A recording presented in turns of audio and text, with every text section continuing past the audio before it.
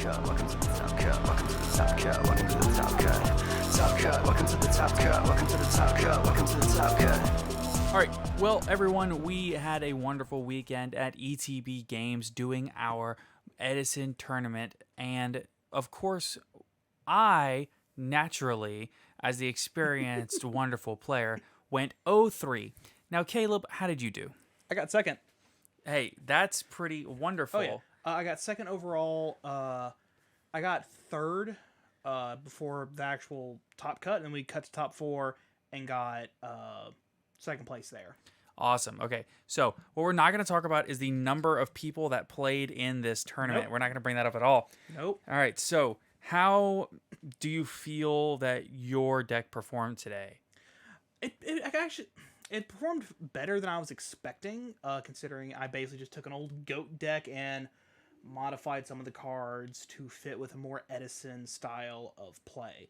Particularly with the format being considerably faster, with bigger monsters being able to just get dropped on the board.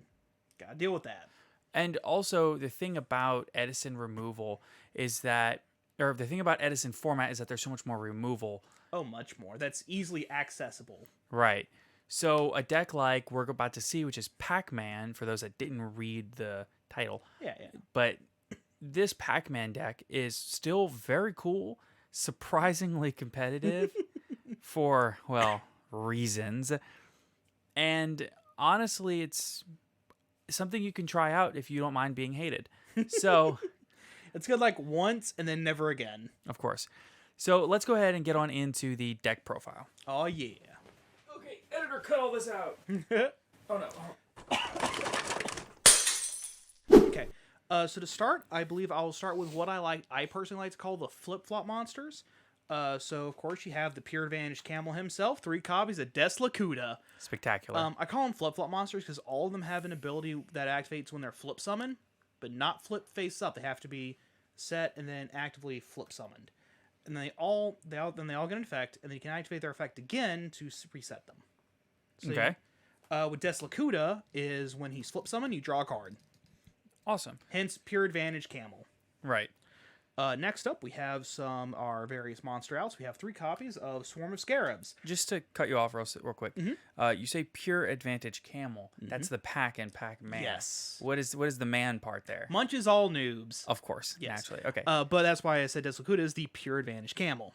All right, cool. All right, so then we have 3 copies of Swarm of Scarabs. So he is on flip summon, pop a monster. Simple. Next up, we have 3 copies of Golem Sentry. Now, he's not part of the original Pac-Man deck, I don't think. But he's really good. On flip summon, return a card, you get a compulse. Sure. All right, moving right along, we have 3 copies of Stealth Bird. He is an alternative win condition. Normally, your win con is just keep your opponents off of monsters, just through the sheer advantage you get off of Deslacuda, to just sit there and poke for 500, 600, 800. The Stealth Birds are a second win con. On flip summon, they burn your opponent for 1,000. Awesome. They're also really beefy at 1,700, and the Golem Sentry's at 1,800. All right. Now, here's a flip-flop tech that me and Sonny had come up with. Me and Sonny? What? Yeah, it was mostly you. I suggested it. Yeah. You ran with it. Guardian Sphinx. It didn't really come up, but basically, 2,400 defense, 1 tribute to set it. On flip summon, he is the Golem Sentry, but for all your opponent's monsters. So they all just return to the hand. Boop! Gone. Whole field gone. Okay. All right, and those are all the flip-flops I made. I have some more on the sides for various reasons. We'll get to that when we get there. So now for the non-flip-flop monsters, I ran 1 copy of Vanity's Fiend. I saw him like every game, just through the Pure Advantage Camel. Okay. 1 tribute summon, that isn't too bad. That isn't like a bad thing for my deck. He's 2,400. Real hard to just beat over with a normal summon, and prevents my opponent from special summoning. I don't special summon. So in this particular deck, I think that having 2 tribute monsters might be something that a lot of people would think is a little bit weird, but it goes so well with the theme of the deck, I feel, in that it's got the Floodgate. And out of curiosity, looking at how much Vanity's Fiend overperformed, do you think that you would cut the Guardian Sphinx for a second Vanity's Fiend? I'm considering it. Most because that Guardian Sphinx never really came up.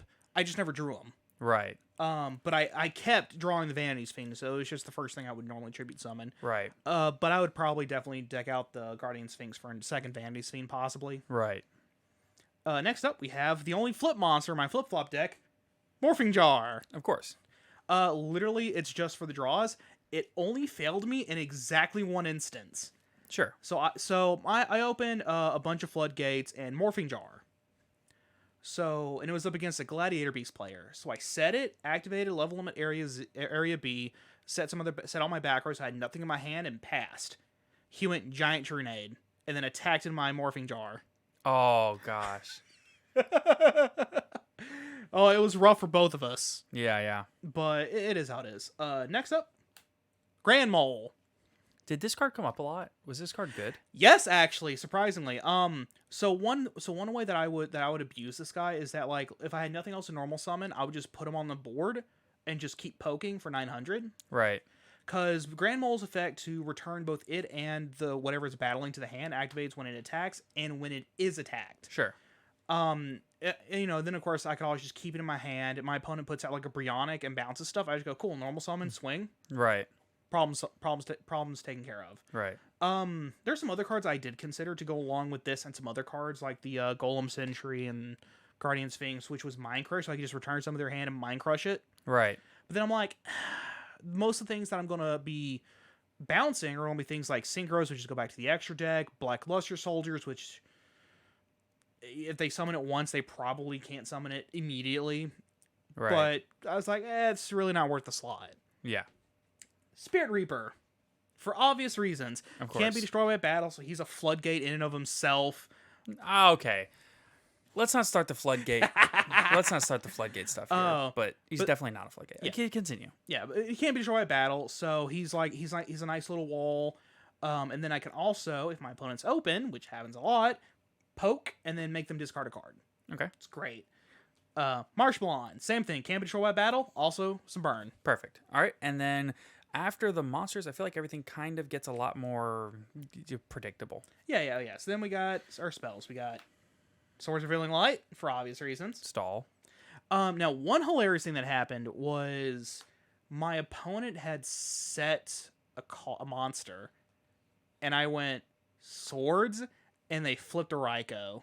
Oof. And I was like, oh no, I lose my swords. Hey. Oh well. It worked. Yeah. It forced the Raikou in an inopportune moment. Right. It was great. Giant Trunade helps me reset some other cards that I'll get into later. We can just set the Giant Trunade to the side because... Fair enough, for whenever it comes up. Yeah, Swords is one of the cards that Trunade actually has synergy with. Oh yeah, absolutely. So its timer only ticks up at the end of your opponent's turn. So you activate it, turn 1, back and forth, turn 2, back to me. I can Giant Trunade, add it back to my hand, reactivate it. It's back on turn 1 again. Right. It helps me get a couple extra turns out of it. Okay. There's some other cards. Level Limit Area B. Obvious. Floodgate. 2 copies of Soul Drain. Release. Soul Release. Thank you. So the Soul Release was just there because I was expecting a lot of more graveyard reliant strategies. So this was just, you lose your entire graveyard. In round 1, I was up against a dragon player, and they had like 2 blue eyes, a red MD, a red eyes wyvern, and like another dragon in their graveyard. Sure. Soul Release them for their life. Yeah, you got me. We played against each other in round 2, and you soul released me for like all my zombie monsters and a couple of deep sea divas, and it was crazy. And then I activated return. Yeah, I got punished for it. Other than that, though, I think it was probably broken. Those are the only 2 times it came up. Oh, okay. Unfortunately, 2 copies of Wave Motion Cannon, alternate win con. Sure. It also helped force my opponent to activate their own stuff, like their own Giant Trunades, and like they had the MST. They had a debate on whether or not to MST the Floodgate, or the thing that might kill them in a turn or 2. Yeah. 2 copies of Messenger apiece, another Floodgate. I don't think I need to talk too much about that. Yeah. 2 copies of Dimensional Prison. Now that we're in the trap cards. So the Dimensional Prison is Dimensional Prison. You know what it does. Sure. Only 1 copy of Compulse. I'm probably going to end up decking this out in the future. Between the Golem Sentries and the Guardian statues that I could run but ended up not running, it's just not worth it. Ceasefire. It's another hilarious, just surprise the game is over kind of card. Right. So what it does is it flips all monsters that face down, face up. Their flip effects are not activated, and then my opponent takes 500 life point damage for every effect monster on field. Okay. At most, I can hit my opponent for 5k damage if both of us have 5 effect monsters on field. Right. Normally it'll hit for about 2,000, which is still a very solid amount. Starlight Road for exactly Heavy Storm. Of course. Never came up. To be fair, I could also hit it with the Lightning Vortex if I got a bunch of stuff that's face up. Then we got 3 Fiendish Chains.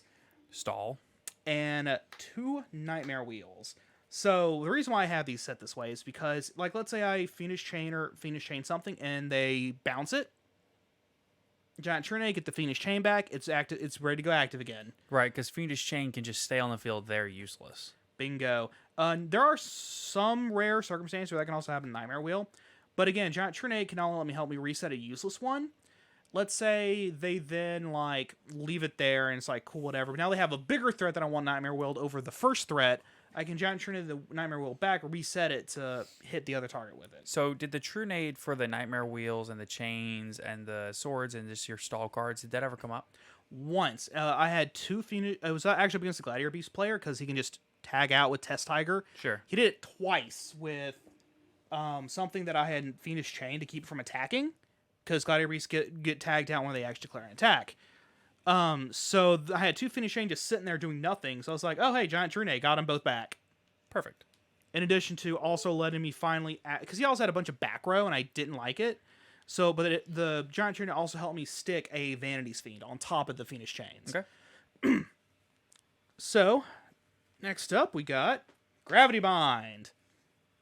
And the Wall of Revealing Light, and Royal Oppression. Okay. All 3 of them, obvious why they're there. So yeah, so next up we have the extra deck. It's literally just 8 of whatever synchros you want. It does not matter. The only synchros that are required for this deck are literally just Stardust Dragon for the Starlight Road. Right. So I just got like 8 of the best ones I had lying around. Of course. That was fast for extra deck. Okay, now for the side deck. So I have 2 copies of Swarm of Locusts. Sure. So he came in on game 2 and 3 when I knew my opponents were going to side and roll Decrees.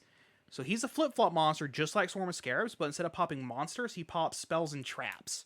Okay. And is a monster effect, so I can get rid of the roll Decree, keep my traps active.